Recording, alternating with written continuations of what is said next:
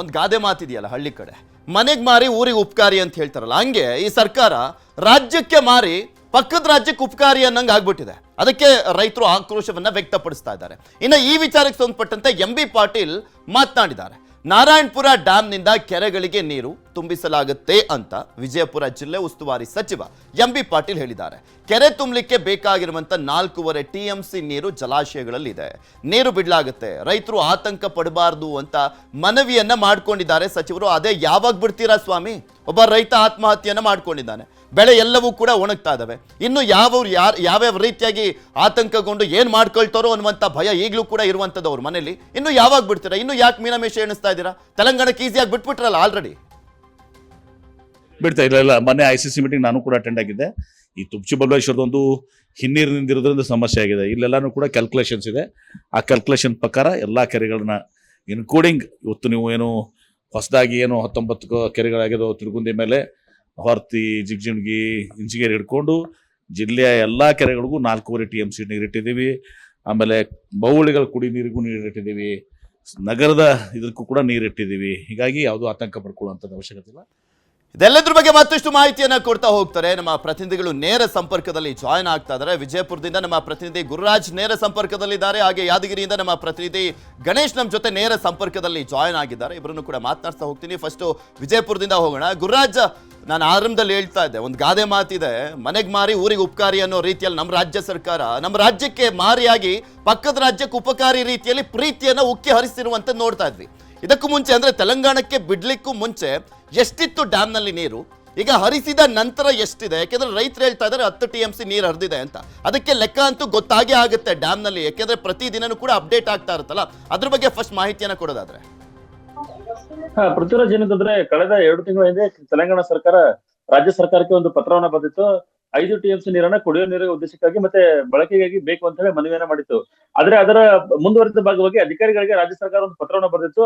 ಆಲಮಟ್ಟಿ ಜಲಾಶಯದಲ್ಲಿ ಎಷ್ಟು ಪ್ರಮಾಣದಲ್ಲಿ ನೀರಿದೆ, ಮತ್ತೆ ನಾವು ತೆಲಂಗಾಣಕ್ಕೆ ನೀರು ಕೊಡಬಹುದಾ ಅಂತ ಹೇಳಿ ಒಂದು ಪ್ರಶ್ನೆಯನ್ನ ಕೇಳಿ ಅಧಿಕಾರಿಗಳಿಗೆ ಇದ್ರ ಬಗ್ಗೆ ವರದಿ ಕೊಡಕ್ಕೆ ಸೂಚನೆ ನೀಡಿತ್ತು. ಇಲ್ಲಿನ ಅಧಿಕಾರಿಗಳು ಸಹಿತ ವರದಿಯನ್ನ ಕೊಟ್ಟಿದ್ದು. ಏನಂದ್ರೆ ಈ ಸಮಯದಲ್ಲಿ ನೀರು ಕೊಟ್ಟರೆ ಬಹಳಷ್ಟು ಕಷ್ಟ ಇದೆ, ಯಾಕಂದ್ರೆ ಮುಂದಿನ 2-3 ತಿಂಗಳು ನಾವು ಎಳಿಬೇಕಾಗುತ್ತೆ. ಜೊತೆಗೆ ವಿಜಯಪುರ ಜಿಲ್ಲೆಯ ಎಲ್ಲ ಕೆರೆಗಳನ್ನು ತುಂಬುವುದರ ಜೊತೆಗೆ ಕುಡಿಯೋ ನೀರು ಸೇರಿದಂತೆ ಕೈಗಾರಿಕೆಗಳಿಗೂ ಸಹಿತ ನೀರು ಕೊಡಬೇಕಾಗಿರೋದ್ರಿಂದ ಬಹಳಷ್ಟು ಕಷ್ಟ ಆಗುತ್ತೆ ಅಂತ ಹೇಳಿ ಅವರೊಂದು ಸಲಹೆಯನ್ನು ಕೊಟ್ಟಿದ್ರು. ಆದ್ರೆ ಆ ಸಲಹೆಯನ್ನು ಮೀರಿ ಸಹಿತ ಸರ್ಕಾರ ಆ ನೀರನ್ನ ಬಿಟ್ಟಿರುವಂತದ್ದು. ಯಾದಗಿರಿ ಜಿಲ್ಲೆಯ ನಾರಾಯಣಪುರ ಜಲಾಶಯದಿಂದ ನೀರು ಬಿಡೋಕೆ ವ್ಯವಸ್ಥೆಯನ್ನ ಮಾಡಿದೆ. ಆದ್ರೆ ನಾರಾಯಣಪುರಕ್ಕೆ ನೀರು ಹೋಗ್ಬೇಕಾದ್ರೆ ಅದು ಆಲಮಟ್ಟಿ ಜಲಾಶಯದಿಂದ ಹೋಗ್ಬೇಕು. ಈ ಕೃಷ್ಣಾ ನದಿಯ ಹಾರ್ಟ್ ಆಫ್ ದ ಕೃಷ್ಣಾ ನದಿ ಆಲಮಟ್ಟಿ ಇರುತ್ತದು.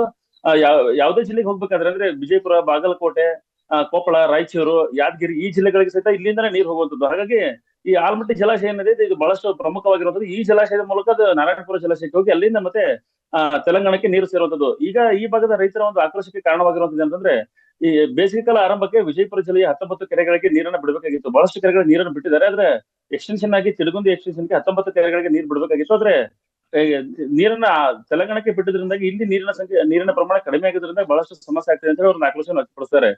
ಆರಂಭದಲ್ಲಿ ತೆಲಂಗಾಣಕ್ಕೂ ನೀರು ಬಿಡೋಕ್ಕಿಂತ ಮುಂಚೆ ಸುಮಾರು 50ಕ್ಕೂ ಅಧಿಕ TMC ನೀರಿತ್ತು. ಆದ್ರೆ ಈಗ ಪ್ರತಿದಿನ TMC ನೀರು ಕಡಿಮೆ ಆಗ್ತಾ ಇರುವಂತದ್ದು. ಹಾಗಾಗಿ ಈಗ ಈ ಭಾಗದ ರೈತರ ಒಂದು ಆಕ್ರೋಶ ಏನಂತಂದ್ರೆ, ಮುಂದಿನ 2 ತಿಂಗಳ ಕಾಲ ಏನ್ ಮಾಡ್ತಾರೆ ಅಂತ ಹೇಳಿ.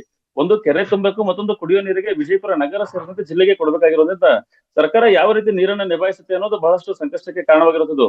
2 ರಾಜ್ಯದಲ್ಲಿ ಕಾಂಗ್ರೆಸ್ ಸರ್ಕಾರ ಅಧಿಕಾರದ ಹಿನ್ನೆಲೆಯಲ್ಲಿ ಸಹಜವಾಗಿ ಇವರು ನೀರು ಬಿಟ್ಟಿದ್ದಾರೆ. ಆದ್ರೆ ಮುಂದೆ ನಮ್ಗೆ ಏನು ಪರಿಸ್ಥಿತಿ ಅಂತ ಹೇಳಿ ಬಹಳಷ್ಟು ಹಿಂದಿನ ವರ್ಷಗಳಲ್ಲಿ ನಮಗೂ ಸಹಿತ ಬಹಳಷ್ಟು ನೀರಿನ ಸಮಸ್ಯೆ ಆದಾಗ ಮಹಾರಾಷ್ಟ್ರದ ಸರ್ಕಾರ ಜೊತೆ ಮಾತುಕತೆಯನ್ನು ಮಾಡಿ ಹಣ ಕೊಟ್ಟು ನೀರನ್ನ ತಂದಿರುವಂತಹ ಮತ್ತೆ ವಿದ್ಯುತ್ ಅನ್ನ ಕೊಟ್ಟು ಅದರ ಪರ್ಯಾಯವಾಗಿ ನೀರು ತಂದಿರುವಂತಹ ಉದಾಹರಣೆ ಇರುವಾಗ ಇವರು ಯಾವ ಆಧಾರದ ಮೇಲೆ ನೀರು ಬಿಟ್ಟರು ಅನ್ನೋದು ಈ ಭಾಗದ ರೈತರ ಪ್ರಶ್ನೆ ಆಗಿರುವಂತದ್ದು. ಪೃಥ್ವಿರಾಜ್.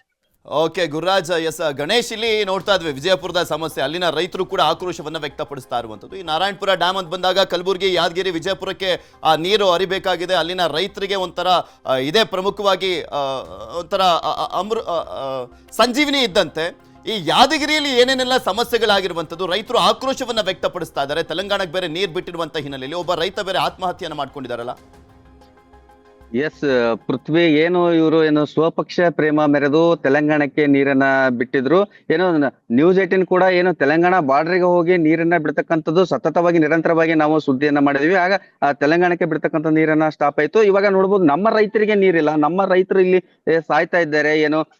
ನೋಡ್ಬೋದು, ನಿನ್ನೆ ಅಷ್ಟೇನು ಹಳೆ ಸಾಗರದ ಮಲ್ಲಣ್ಣ ಅಂತಕ್ಕಂಥ 65 ವರ್ಷದ ತನ್ನ ಸಾಕಷ್ಟು ಮೆಣಸಿನಕಾಯಿಯನ್ನ ಬೆಳೆದಿದ್ದ, ಮೆಣಸಿನಕಾಯಿಯನ್ನ ಅದಕ್ಕೆ ಬೆಲೆ ಇಲ್ಲದೆ ಹಾಗೆ ಇಟ್ಟಿದ್ನು. ಹಾಗೆ ಸಜ್ಜೆಯನ್ನು ಬೆಳೆದಿದ್ರು. ಆ ಸಜ್ಜೆ ಕೂಡ ಏನು ಎಡದಂಡೆ ಕಾಲುವೆ ಏನು ಕೊನೆ ಭಾಗದ ರೈತರಿಗೆ ನೀರು ತಲುಪೋದಿಲ್ಲ. ಆ ಹಿನ್ನೆಲೆಯಲ್ಲಿ ನೀರು ಬರದೇ ಹಿನ್ನೆಲೆಯಲ್ಲಿ ರೈತ ಏನು ಮನನೊಂದು ಏನು ಈ ಬೆಳೆಯು ಕೂಡ ಬೆಳೆದು ನಾನು ಸಾಲ ಸೂಲ ಆದ್ರೂ ಕಟ್ಕೊಂಡು ಒಂದು ಇದರಿಂದ ಮುಕ್ತಿ ಆಗ್ಬೋದು ಅನ್ಕೊಂಡಿದ್ದೆ. ಆದ್ರೆ ಆ ಬೆಳೆಯನ್ನು ಕಂಡು ಒಣಗ್ತಾ ಇರೋದನ್ನ ನೋಡಿ ರೈತ ಆತ್ಮಹತ್ಯೆಗೆ ತಲೆ ಒಡ್ಡಿದ್ದಾನೆ ಅಂತ ಹೇಳ್ಬೇಕಾಗುತ್ತೆ ಪೃಥ್ವಿ. ಓಕೆ, ಧನ್ಯವಾದ ಗಣೇಶ್ ಹಾಗೆ ಗುರುರಾಜ್ ನಿಮ್ಮೆಲ್ಲ ಮಾಹಿತಿಗಾಗಿ.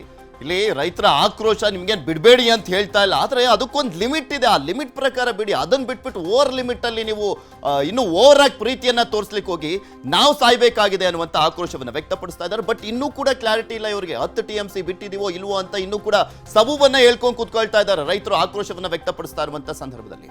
ಮತ್ತಷ್ಟು ಸುದ್ದಿಯನ್ನು ನಿಮ್ಮ ಮುಂದೆ ಹೇಳ್ತಾ ಹೋಗ್ತೀನಿ, ಆದರೆ ಅದಕ್ಕೂ ಮುಂಚೆ ಒಂದು ಸ್ಮಾಲ್ ಬ್ರೇಕ್.